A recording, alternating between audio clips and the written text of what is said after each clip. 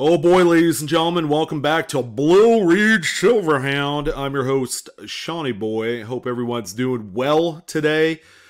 I got big news for you. Yep, PCGS is canceling their coin grading services. Would you believe that mess? Well, actually, no. Happy April Fools. I'm surprised I made it through all that with a straight face.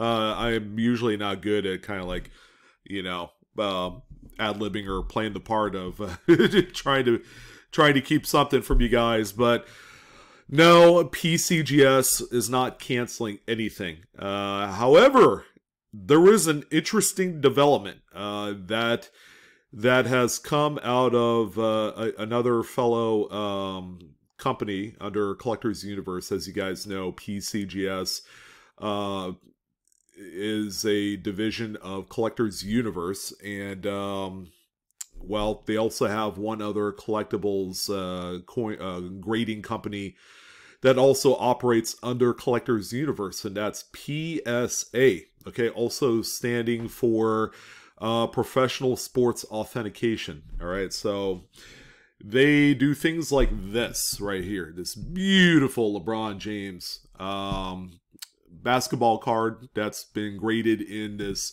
PSA holder is what they do. All right. So, yeah, I don't talk about sports cards mostly on this channel, but I think the ramifications that come of the recent announcement by the president of PSA Services might have some lingering effects. Maybe that whole thing that I had talked about at the first few seconds of this video about PCGS canceling their services might come to fruition if and only if a few things happen.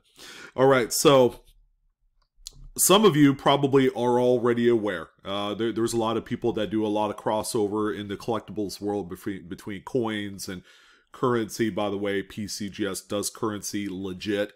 They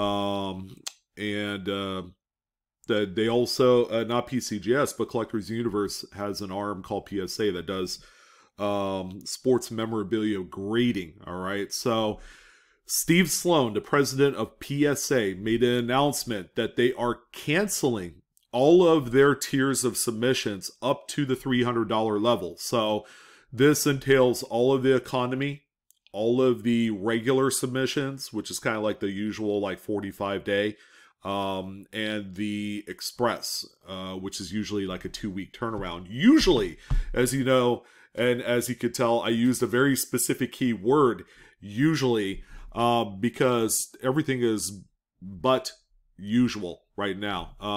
I'd like to say business as usual, but we're not talking 2019, where the company of PSA was able to deliver upon the agreed turnaround times for these tiers, is what they call them. All right, and PCGS does the same thing. They have their tiers as well. They got their economy, they got their lot quicker turnaround, and it really all depends on the actual value of the card or the coin. All right, so as of right now, it's been talked about, but the kind of number that's been floating around through PSA is that there are currently between 8 to 10 million individual card submissions currently in queue at PSA. That is huge. And I have 3 submissions out, which are going to be unaffected by the cancellation or the stoppage of any further future PSA submissions. I have a couple express submissions, and express, again, typically take like that 14-15 day turnaround. Now it's taking between 30 and 40 days. All right. And before the official announcement on Monday, the prices had doubled. All right. So if it was a $50 service through regular, which is a 45-day service, then it doubled to 100. And then express went from 75 to 150. And then it didn't matter. This announcement was made about a month ago that they were doubling the rates. I think it was like the first week of March, if I'm not mistaken. And what ended up happening was that they were receiving a record amount of submissions after they had raised the prices. People have a lot of money, and I'm like, where all this money coming from? But the whole reason why I'm kind of like setting the stage for the PCGS conversation is that this is kind of like a real world problem. It's a good problem to have, because if you can imagine kind of like the average cost per submission, and I'm just going to use like $40 as a roundabout figure, considering that there are a lot of lesser expensive tiers that have been submitted, and people have been like sending off some really cheap crap, like stuff that's undeserving of a slab. But there are a whole bunch of like that $100, $200, $300, even higher tiers. So I would say the average is like $40. So if you could take $40 times that by, we're just going to use 10 million. That's a lot of damn money. What is that? $400 million?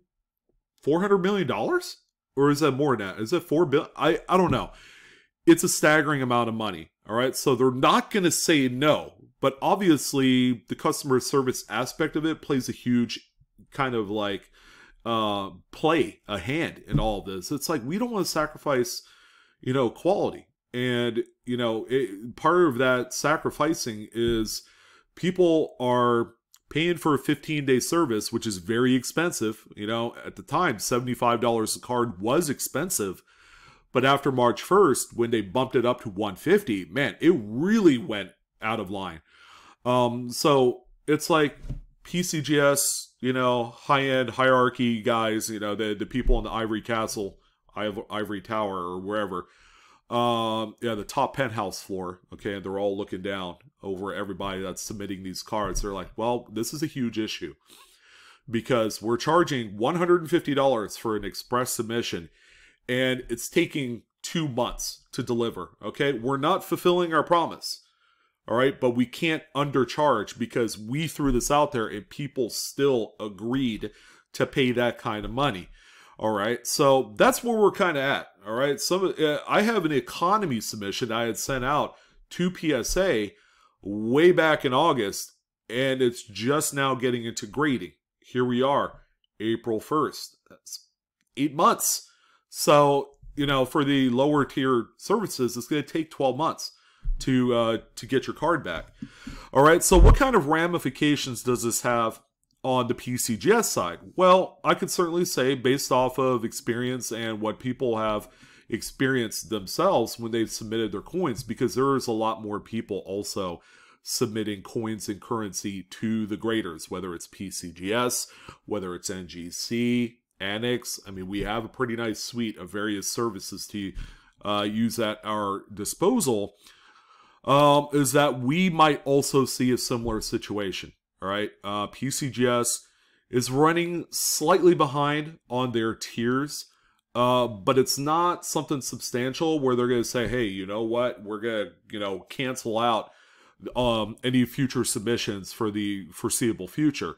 On the PSA side of it, Steve Sloan had made it absolutely clear that we are not accepting any more of those lower tier submission fees or submissions. I don't know why I said fees.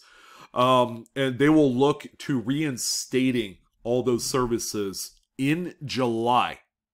That's 3 months from now. I mean, that just, and Steve also had mentioned that they've hired a good deal of people. I think it was like 500 people that they hired to do, you know, the card grading part of it and a few other things, administrative. So, and in addition, Collectors Universe has, I guess, moved into a new headquarters. So they got a much bigger facility. So they're contending with that as well. So I believe under one building they have PSA, PCGS, among a few other different sub-services that they offer.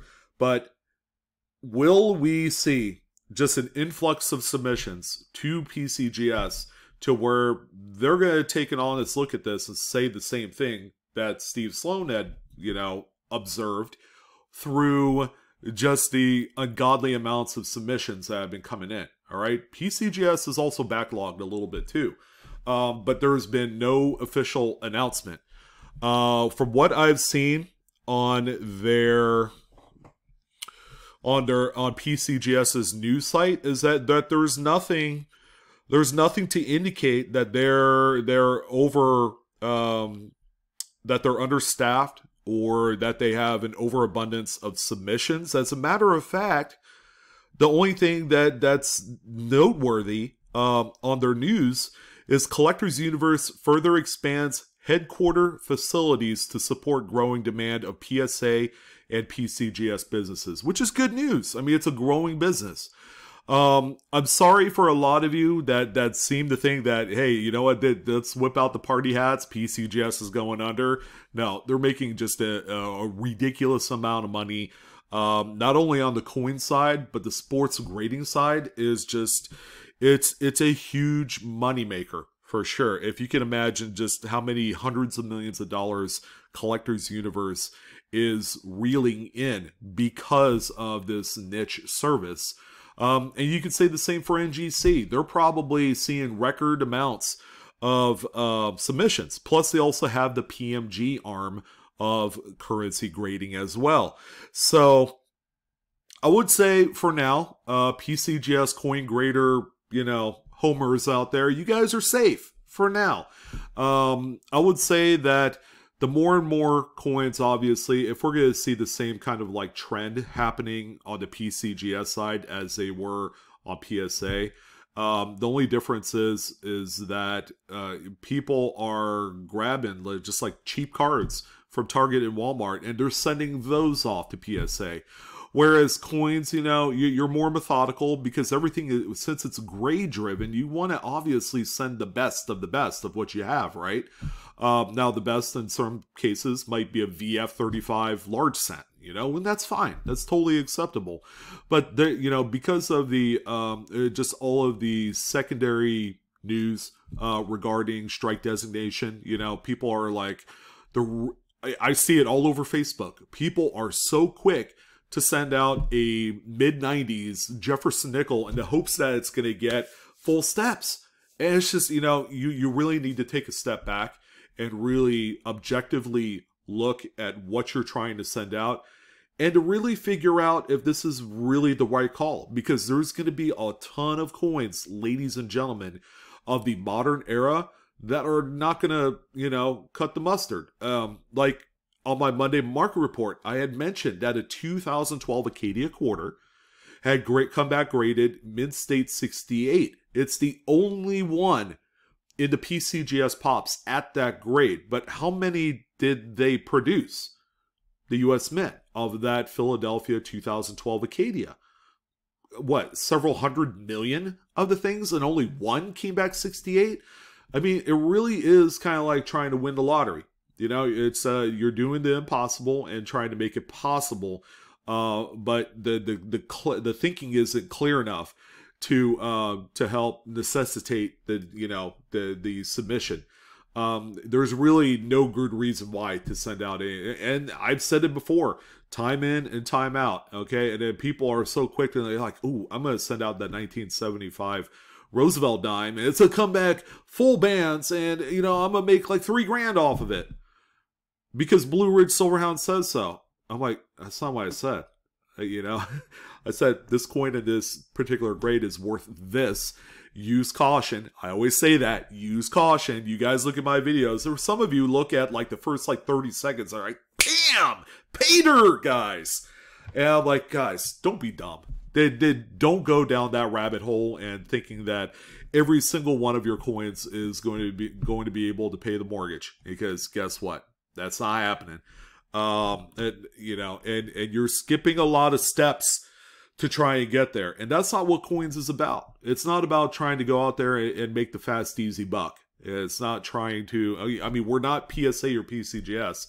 So, even those guys are having a heck of a time to earn that $1 billion because they just have an influx of content that have come in from clients, and then they have to hire people and they got to pay those people. So to be able to look at a YouTube channel, it doesn't matter if it's mine or Couch or JB Coins or whoever else, it doesn't matter. All right. You have to clearly think about what it takes to get to that level. All right, it's more than just identifying a coin and change as of that date, and then saying, you know what, I saw that on Blue Ridge Silverhound. I'm gonna go and send it off, and if it doesn't come back a 68, then that guy's a friggin' liar. No, it doesn't work out that way. I'm not a liar, and I'm telling you to your face, guys. The ones that are insistent on sending out stuff that are very undeserved and then blaming someone else when it doesn't come out your way, no, that is truly your fault. And I don't know why it's come to that tangent, but because of the desirability of grading services, and as you can see, there is a domino effect at work and at play here, where PSA has to do the unthinkable, and they don't even want to do that. They want to continue saying, yeah, keep bringing in the submissions, because for every submission, it's not just one single card. It's going to be 20 cards. It's going to be 50, 100, 500, 2,000 cards. And then that submission is like 10 grand or 15 grand or 25 grand. This is money that is continuously to come in. It's to make the people in the upper penthouse level suites absolutely rich. And they can sit here and do this and get their endless supply of lap dances till they turn blue in the face. But it's all good, because you know what? They have a niche service that people really do love. So, yeah, I wanted to throw that out there. Happy April. Happy April Fools. I didn't joke you guys that long. I mean, let's be honest. I'm not that good anymore. When you get older, you just, it's, I don't know. Now I'm making up excuses. But that's going to do it. I wanted to bring that up. As of right now, there is no kind of like lingering effects from the PSA stoppage of new submissions. And yeah, PCGS right now is clean sailing for now. So that's going to do it. I'm your host, Sean, with Blue Ridge Silverhound. I want to thank you guys for joining in on this video. Don't forget to like, share, subscribe. Hit the good old bell. You know what that does. And yeah, that's going to do it. Coinaholics, we are discovering together. You guys take care. Enjoy your month of April. And I'll see you next time on the next coin video. Take care.